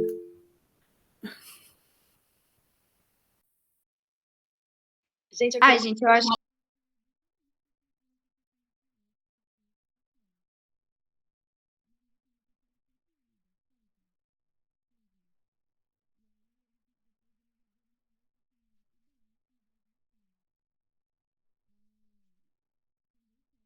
O outro ganhou a parte. Por que eu tô falando disso? Porque anos depois, a secretária da clínica entrou na justiça contra a clínica porque eles simplesmente estavam alegando que ela nunca tinha sido empregada na clínica. E aí estavam negando os direitos trabalhistas da secretária. Então, tipo assim, fujam desse lugar. Tipo, não, tipo, até de paciente, de serem pacientes, sabe? Porque tem isso. E até a Andressa perguntou aqui dicas para filtrar essas clínicas, né? Eu acho que é muito interessante, primeiramente, assim, se você tiver colegas, né, que já trabalharam ou trabalham, assim, perguntar. Gente, eu acho que uma coisa que a gente precisa aprender a fazer na carreira de psicólogo clínico é saber perguntar para os colegas, se comunicar com as outras pessoas, porque para tudo é muito importante a gente ter uma rede de confiança para quem a gente consegue perguntar. Porque às vezes a gente tem a noção, né, de que a psicologia clínica é uma atividade muito solitária, né? E às vezes é mesmo, mas às vezes a gente precisa, de fato, né, perguntar para as outras pessoas, né? E aí, já atendeu caso, sei lá, às vezes transtorno de personalidade? Tem material para indicar? Porque eu queria estudar. O que você acha dessa clínica X? Você já teve alguma experiência nessa clínica? Já ouviu falar a respeito? Às vezes passar na clínica, conversar, assim, sentir um pouco de qual é, né? O que você acha? Porque às vezes tem umas clínicas que já são desagradáveis quando você entra, assim, né, no lugar. Você já percebe, assim, que tem um certo clima de um monte de gente amontoada uma em cima da outra, atendimento de meia hora. Realmente, assim, você atende meia hora um paciente, já é próximo, próximo, próximo. Eu conheço gente, assim, que tem 40 pacientes e atende todos durante meia hora, assim, numa correria, não tem tempo nem para almoçar. Às vezes é muito importante, às vezes não, sempre, né? É muito importante a gente investigar mesmo, não no caso da mentira, né, do paciente, assim, acho que nesse caso é um outro tipo de abordagem. Onde a gente precisa ser investigativo, de fato, é na hora de saber onde que a gente vai amarrar o nosso jegue, assim, né? Porque às vezes a gente só tem a gente para contar. Né? Então, eu não tenho como tomar uma decisão sozinha, assim, no sentido de, nossa, eu vou escolher qualquer clínica, porque depois eu estou desamparada, né? Só tem eu e eu mesma, e às vezes o desgaste é muito grande. Então, é muito importante que ao longo da graduação e depois da graduação exista, né, a construção dessa rede de apoio de colegas de confiança, né? Com quem você pode sentar, conversar, ter uma opinião sincera, participar de grupos, às vezes, no WhatsApp, né? Eu vi que alguém perguntou aqui, né? Que grupos são esses? Eu não saberia indicar de cor, né? Porque são diversos grupos diversos, assim, psi-indicações, psicologia, não sei o quê. Você vai entrando nesses grupos e às vezes você tem ali mais a liberdade de perguntar, gente, clínica tal, o que vocês acham? Então, gente, precisava indicar alguma clínica de né, alguma clínica de estadia mesmo, né, para algum paciente que está precisando de uma intervenção psiquiátrica. Vocês indicam essa clínica? O que é que vocês acham? As pessoas vão responder, nossa, essa clínica é horrível, tem processos de direitos humanos, né, contra essa clínica. É importante a comunicação, a gente precisa conversar entre a gente, assim, a gente precisa saber das coisas. Então, acho que para fazer esse filtro, é muito importante que a gente saiba, de fato, conversar. E isso que a Rayane falou também, mega importante, né? Descobre mesmo no Google, joga o nome da clínica no Google e é isso, né? Façam as pesquisas de vocês, é muito importante.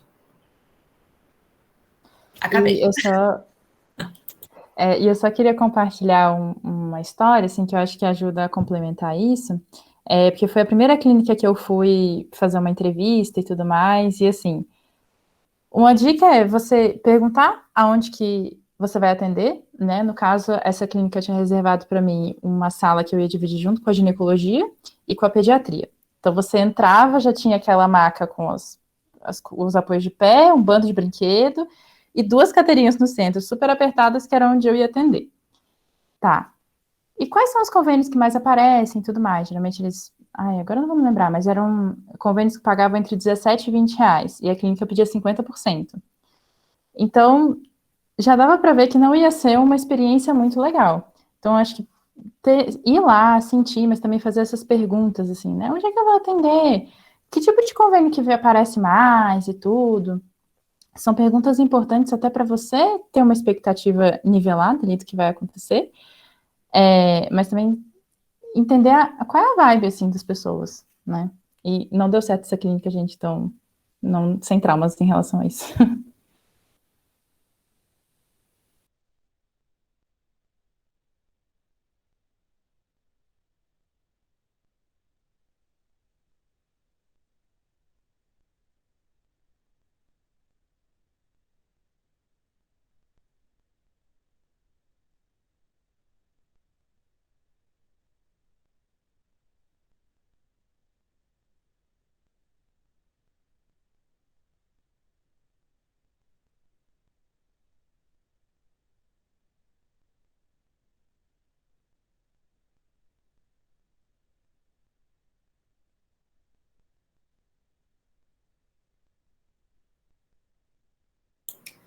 Eu acho que estava até pensando sobre isso esses dias, assim, né? Veio como uma reflexão importante para mim, que eu acho que eu não precisaria, né? Você não precisa se esforçar demais para que a pessoa que você está atendendo goste de você e queira ficar, né?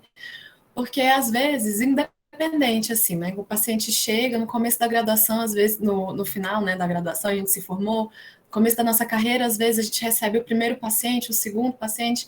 A nossa preocupação é fazer um malabarismo aqui, dar um mortal para trás, mostrar que eu sei tudo sobre clínica, né? Toda a vastidão de conhecimento que eu aprendi nesses 5 anos. E às vezes a pessoa ainda assim não vai querer ficar. Às vezes você chega e realmente ali se acalma, dá o seu melhor de fato, mas de forma muito mais equilibrada e contida, né? Sem abrir todo o jogo logo de cara, assim, às vezes por uma insegurança, né? Tentar esconder essa falta de confiança com um excesso de informações para o paciente, às vezes a pessoa fica, e às vezes a pessoa fica por um motivo qualquer, assim, né? Teve uma paciente minha que ela decidiu ficar assim, estamos juntas vai fazer 4 anos, porque ela disse assim, eu vou ficar aqui porque eu gostei muito da roupa que você está vestida, né? Eu gostei do seu sapato, eu gostei da forma como você penteou seu cabelo, gostei do seu estilo, ela era muito ligada nisso. E a partir daí o vínculo já começou a ser construído. Não foi nada que eu mostrei, né, de especificidades técnicas ali naquele primeiro momento, naquele primeiro contato. Foi uma coisa que ela decidiu ficar por algo que estava completamente fora do meu controle. Então, acho que se eu pudesse voltar lá para a Júlia, de 4 anos atrás, começando a carreira, seria para me preocupar menos com esse esforço excessivo para fazer com que as pessoas gostem de mim e queiram ficar. Porque, às vezes, esses vínculos, eles se fazem, assim, por coisas que a gente não controla, né? A gente dá o nosso melhor, a gente está ali regido pelos princípios éticos, é óbvio que a gente vai se esforçar, mas também esse esforço não precisa ser demais, assim, né? O paciente chega, como é que eu vou entreter você hoje, assim, né? Qual que vai ser o truque na minha manga? Às vezes a gente não precisa de tanto, né? Então, para mim, eu acho que essa foi a maior, o que está assim na minha cabeça esses dias, né? Não sei se deu para entender, assim. Vocês mandaram essa pergunta para mim, eu também fiquei pensando sobre ela. E a única resposta que vinha era falar para mim mesma: você tá no caminho certo. Você tá fazendo tudo certo para diminuir a ansiedade. Mas agora, durante a conversa, eu acho que o que eu falaria realmente é o que eu falei para a Tainá, de define os degraus, sobe um de cada vez. Não precisa ter pressa. Vai um de cada vez. Você vai chegar onde você quer, mas pode ser devagar. Eu me daria um conselho muito parecido com o da Júlia também, assim, de um esforço exagerado para não ferir o vínculo com a pessoa e aí se desdobra muito além do saudável, né? Não precisa. Eu fiquei tão emocionado que eu bati na minha barra de espaço e me mutei, perdão. Não precisa disso. O que que eu fazia, assim? Aparecia paciente que mandava mensagem de madrugada, 1 da manhã, e aí eu ia lá, putz, tá mandando mensagem, né? Eu acho que eu tenho que responder, acho que eu tenho que estar presente, nem sempre, mas às vezes eu tentava me fazer presente, eu mandava textão, ficava tentando acompanhar, deixava passar 10 minutos, 20, 40 do horário da sessão, quando não tinha ninguém depois, na tentativa de ajudar o caso o máximo possível. Não funcionava, eu acho que um efeito até reverso, assim, eu encorajar a pessoa, na minha experiência, tá, assim, a resolver coisas, terapia por WhatsApp o tempo inteiro. Eu perdi informação, era muita informação tudo junto, não dava para organizar. É, não, essa pessoa não tá bem essa semana, deixa eu passar aqui um pouquinho do tempo, passar e passar, passar. A pessoa não saía bem mesmo assim, porque ela não era, assim, talvez não fosse para ela sair tão bem mesmo naquela sessão, né? E eu tentar resolver, tentar entregar alguma coisa. Então, esforço demasiado, assim, exagerado. Eu acho que eu teria sido um psicólogo muito mais feliz no comecinho da minha carreira se eu soubesse que não precisa e que às vezes até prejudica, né? É pior para todo mundo. Muito importante, assim, é um conselho que eu super me daria no passado. Sim, é só complementando, né? Eu li em algum livro, que agora eu não lembro qual, falando que como que é ideal, às vezes, que os psicólogos assumam uma postura de uma confiança inquieta, assim, né? No sentido de, ok, eu confio em mim, confio no meu trabalho, né? Confio no que eu vou fazer, assim, né? Nas coisas que eu aprendi, mas ainda inquieta. Quero saber, quero ouvir, mas eu tenho um limite, né? E eu tenho a confiança também nos meus limites. E eu acho que isso, inclusive, ajuda a estimular o respeito do paciente para com você, né? Eu acho que um vínculo saudável, inclusive, traz uma progressão de caso, assim, né? Uma evolução muito grande. Então, concordo, tia. Acho que a gente compartilha das mesmas reflexões, assim. Ai, gente, acho que, assim, eu diria para mim mesma, tem calma para entender a dança da clínica, porque, assim, na verdade, acho que a grande coisa que me tirava o sono era pensar como que eu vou viver da clínica, né? Como isso é possível, porque tem paciente saindo o tempo todo, seja por alta, seja porque ele, enfim, não tem como mais, enfim. E eu sempre ficava muito preocupada com isso, mas acho que eu diria para mim isso, assim, calma, a clínica ela é assim, né? De momentos mesmo. Então, vão ter momentos que tua agenda vai estar lotada, vão ter momentos que tua agenda não vai estar, mas são momentos, e aí você vai indo, tipo, um mês após mês, e quando você vê, já passou 1 ano, já passou 2 anos, já tem 5 anos de clínica. Quando eu vejo, já tem 5 anos que eu formei e que eu tô aí, e tá indo e continua indo. Não tem nada dizendo que não vai continuar. Então, é isso. Pra frente, né? E é isso que o Thiago e a Júlia estão falando sobre limite é muito importante. E é algo, inclusive, que eu discuto quase que sempre com os meus clientes, que é cuidado, bote limite no trabalho, senão ele te engole. Tem que ficar de olho na relação que você vai construindo com o trabalho, com dinheiro, com amigos. As relações que você vai construindo na vida, né? Relação com o trabalho é uma coisa que se a gente deixar o capitalismo, cara, tipo assim, não vai te dar sossego, não. Quando você vê, você vai estar trabalhando, respondendo mensagem sábado de madrugada e, tipo assim, sua vida sendo engolida por conta disso. Então, acho que é importante estar atento com isso, né? Também essa coisa de estar tentando compensar uma insegurança de outras formas, né?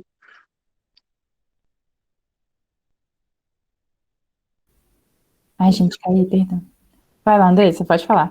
Não, só queria fazer um comentário que eu tenho disso, eu penso a coisa e aí eu fico guardando isso e depois eu esqueço. E aí eu lembrei de novo agora. Falaram sobre lotar a agenda, né? E aí a Raine falou sobre o capitalismo e aí veio, assim, o objetivo não pode ser lotar a agenda, porque se você lotar a agenda, você não vai ter tempo para fazer o que você tem que fazer, que é fazer os prontuários, organizar a sua vida financeira, ter tempo livre, também se cuidar, fazer sua própria terapia. Então, eu acho que mais importante que isso é você conseguir viver da clínica. Então, você definir uma renda que você precisa ter para viver e colocar, a partir disso, você ir aumentando sua renda com os atendimentos até chegar nesse ponto. Porque se você passar disso, você vai se sobrecarregar. Eu compartilho de tudo isso que o pessoal trouxe, assim, acho que foi super importante também na minha construção. Mas eu acho que o que eu diria para a Luísa de 2019 é que era uma coisa que eu realmente pensava, que a clínica não é solitária. Ela não pode ser solitária. Eu saí da graduação pensando exatamente isso, assim, né? Eu preciso resolver, eu preciso saber, eu preciso descobrir, e eu não posso falar isso para ninguém. Que como é que os outros psicólogos podem adivinhar que eu não estou com dúvidas, que eu estou com questionamentos? E principalmente, eu acho que na pandemia, trocar com outros colegas, quando eu estava angustiada, poder ligar para alguém e falar, nossa, será que eu posso marcar um horário para você, para falar sobre um paciente, para falar sobre a prática? Foi essencial para eu me sentir mais segura, para eu me sentir mais acolhida. Não tem como a gente atuar na clínica sozinhos. Então, eu acho que as conexões que eu fiz na graduação, com os professores, dentro da especialização, com meus colegas de profissão, foram essenciais para eu conseguir trocar, conseguir ouvir as outras pessoas, as dificuldades das outras pessoas, e aí conseguir construir em conjunto. Então, não fiquem sozinhos nesse começo. Eu acho que essa seria a principal dica que eu dou.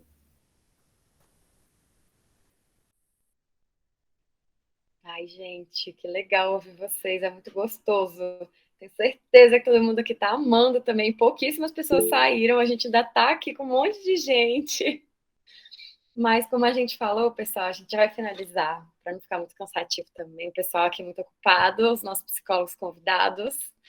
E todas as perguntas, gente, que sobraram aqui no chat, que a gente não respondeu, ou as do Forms, só lembrando, a gente vai responder lá nos stories da Cevap_Psi. Durante essa semana que vem, e pode mandar por direct também, a gente vai estar disponível. Vamos nos despedir, pessoal. Obrigada, gente. Obrigada pela participação, para todo mundo que mandou pergunta no chat. Obrigada demais para os nossos convidados.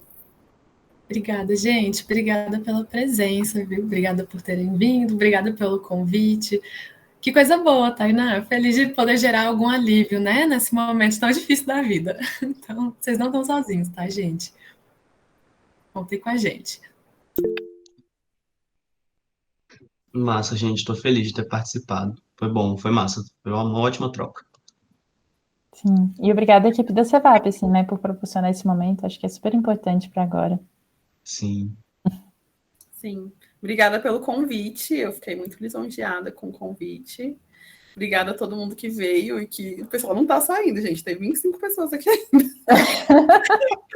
Obrigada pelas perguntas, pela participação de vocês.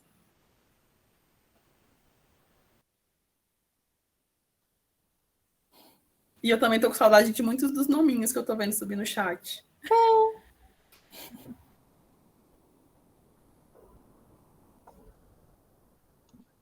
Fiquem ligados nas próximas rodas, gente. Vai ter mais 3 chegando por aí. Por favor, antes que a gente esqueça. Ai.